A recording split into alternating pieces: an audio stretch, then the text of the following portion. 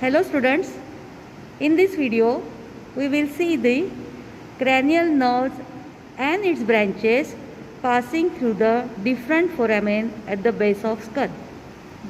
12 pairs of cranial nerve: olfactory, optic, oculomotor, trochlear, trigeminal, abducens, facial, vestibulocochlear, glossopharyngeal, vagus, spinal accessory and hypoglossal. Now we will see from the various foramina from which these nerves are passing. Here this is the cribriform plate of ethmoid. You can see the many foramina in this cribriform plate of ethmoid. From this foramina, fasciculi of the olfactory nerve, they will pass from the nasal mucosa and they will enter into olfactory bulb, which is lying just above this. So there are two olfactory bulbs on each side of this crista galli. Second cranial nerve, that is the optic.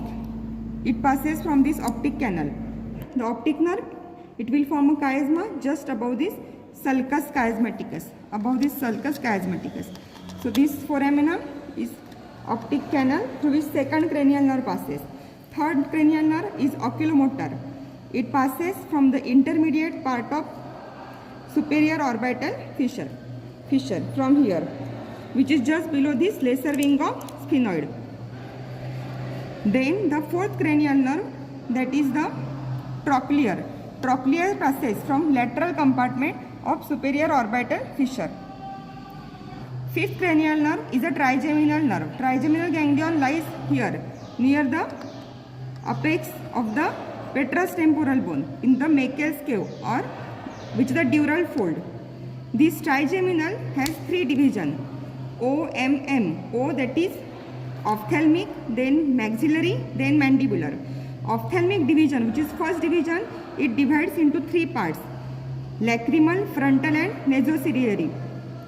Lacrimal and frontal will pass from the lateral compartment of the superior orbital fissure along with the trochlear nerve, while nasociliary will pass from the intermediate compartment of the superior orbital fissure. Now the next division of the trigeminal nerve, that is the maxillary. Maxillary passing from the foramen rotundum. You can see here I am passing a probe from the foramen rotundum.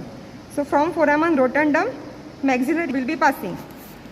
Then behind it, the third division, that is the mandibular division, it will be passing from this foramen ovale into the infratemporal fossa here, while maxillary nerve will be entering into the pterygopalatine fossa.